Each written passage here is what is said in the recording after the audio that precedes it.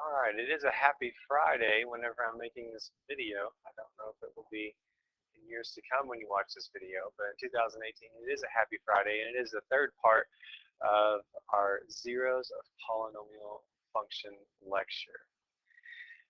Today we are not live, so we will not have to sit through a bunch of wrong answers given by one of my classes. But to start off today, we're going to be doing the Fundamental Theorem of Algebra.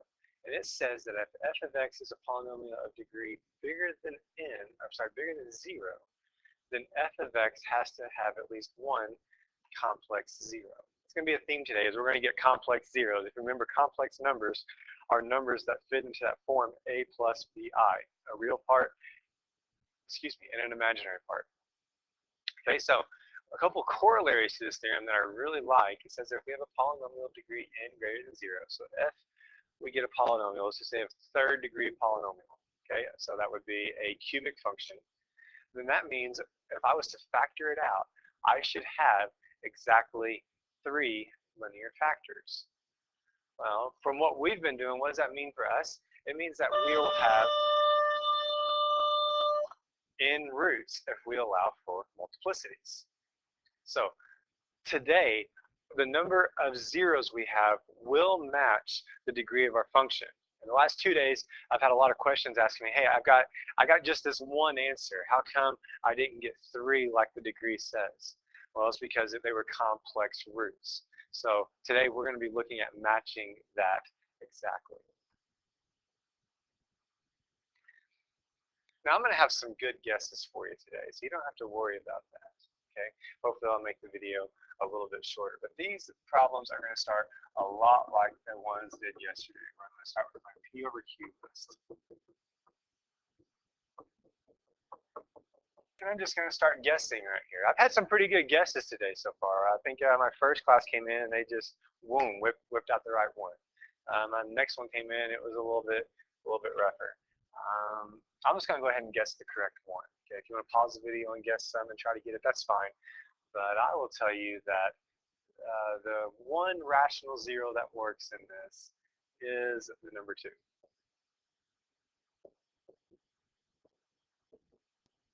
Okay, so whenever I go through and plug this in, I get this. So sure enough, yes, 2 is a rational 0.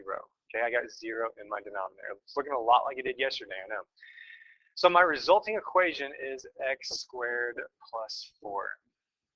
Let me pause for a little bit. X squared plus 4.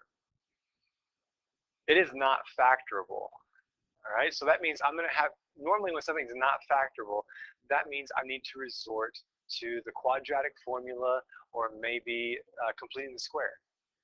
But I'm going to save the quadratic formula and completing the square for whenever I have something in the form ax squared plus bx plus c, when I have an a, b, and c. If I'm missing one of those letters, a, b, or c, I don't have to do a quadratic formula or completing the square. There's an easier way to solve it. For in this case, I'm missing b.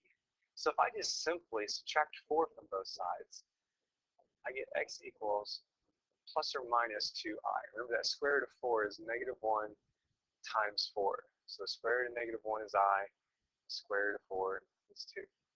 And those are my last 2 zeros. I have these 2 zeros, and I have x equals 2. And so that matches what I should have got. So if I take my complex zeros and my rational zeros, add them up, it should equal my degree up here.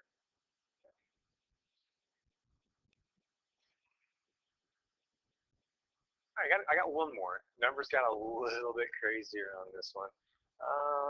I'm going to pause the video and work it. And so I suggest you do the same thing so you can make sure you're following along. I will tell you, if you're going to pause the video and work it, a positive fraction and then a negative integer work. So after you make your P over Q list, try a positive fraction and a negative integer.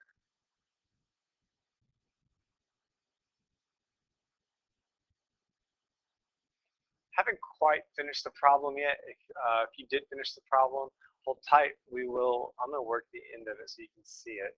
A couple notes I wanted to make before we kept going on this was that whenever I got down to here, I got the -4 to work.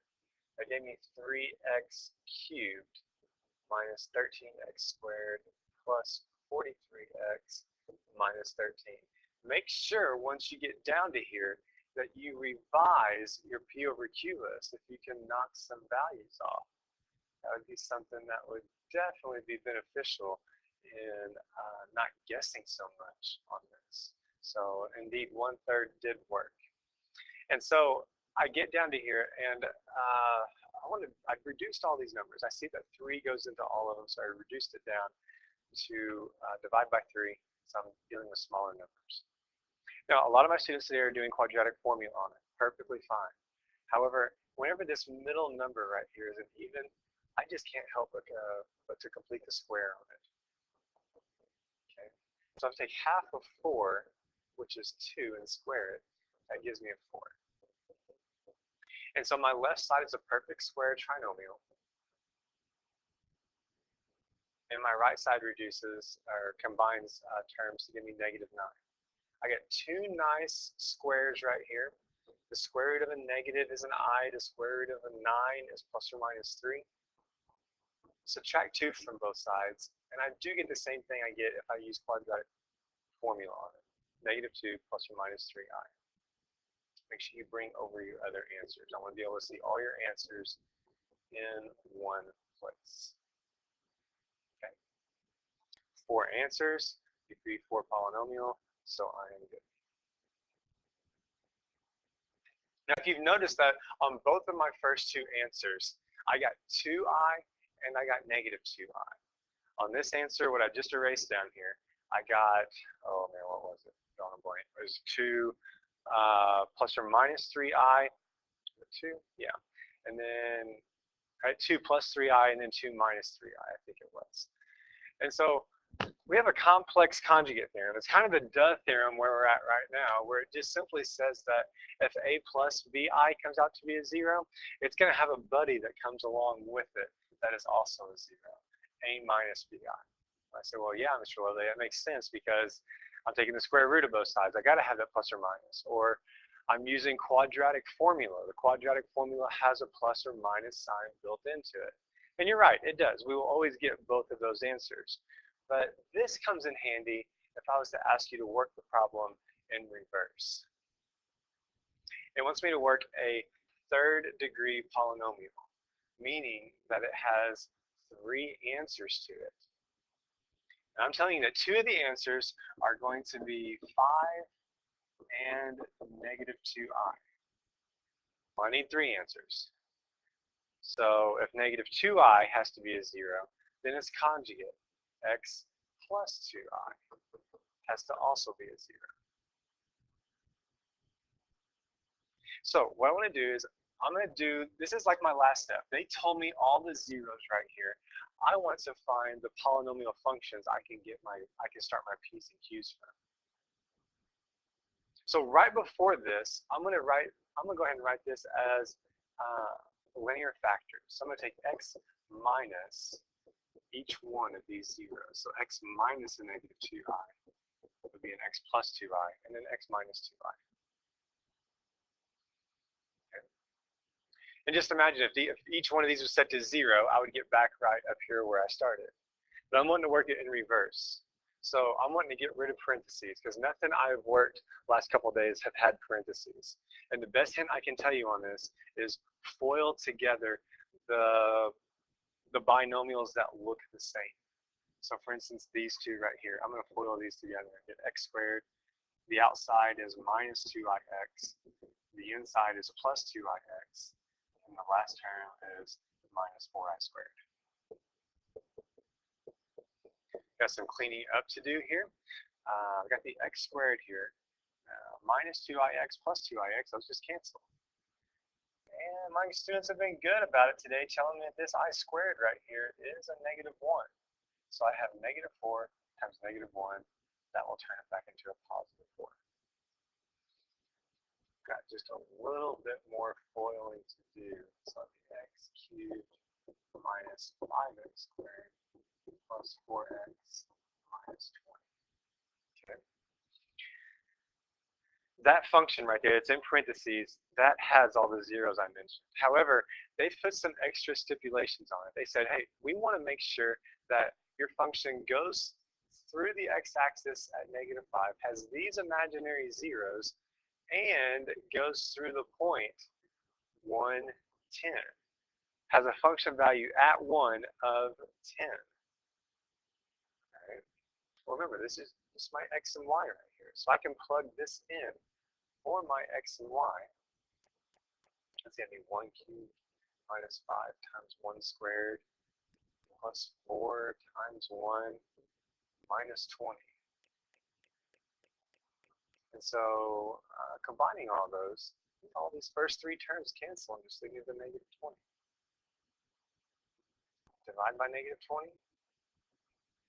And sure enough, my a is -1/2. So my polynomial, in order to go through this point of 110, has been squished by a factor of 1/2 vertically, and has been reflected over the x-axis. That all comes out right there with that a. So if I plug this a back in right here and distribute through, I get my polynomial function of -1/2 x cubed plus 5/2 x squared so minus 2x plus 10. This right here has the imaginary zeros that I need, and it has the function value at 1 of 10.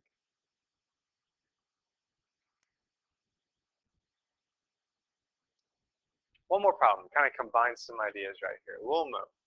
Wilmo is designing a rectangular swimming pool that is to be set into the ground. It's a little guy, isn't he?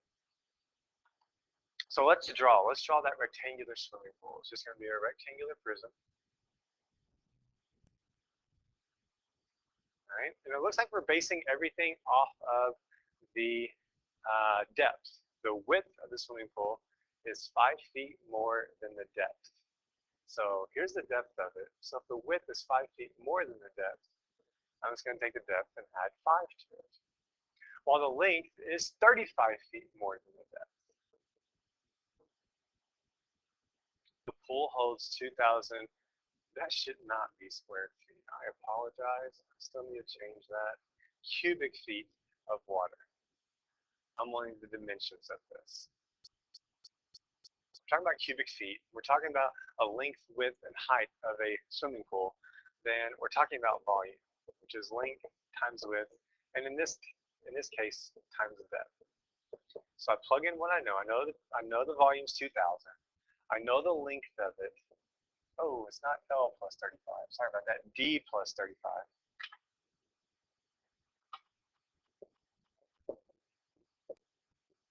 And I know the width of it is D plus 5. And then there's the depth. Again, I want to get this into a polynomial that I can solve. So that means I need to get rid of my parentheses. So 2,000. First, outside and inside, 35 plus 5 is 40. Plus, 35 times 5, I think that's 175. Distribute this D through, and I'm going to switch sides as well to get it into this standard form. D cubed plus 40 D squared plus 175D. Subtract 2,000 off the other side.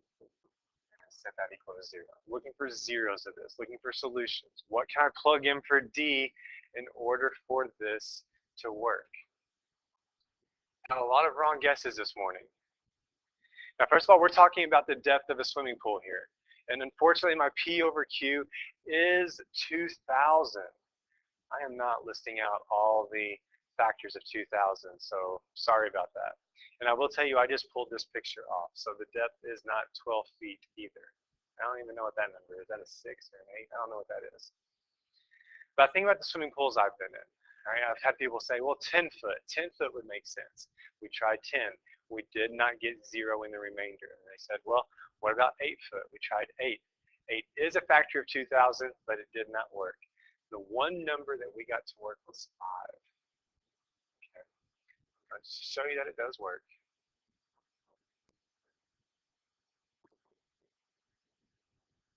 pi, 45, 545 is 225. Add 175 to it, that's 400. Oops, positive 2,000. Got two positives there, make it positive. So 5 does work. The depth is 5.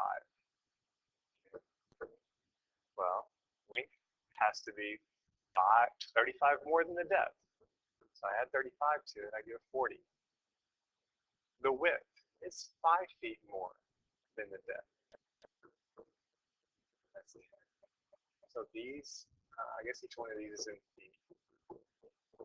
These dimensions will what Little Mo's swimming pool will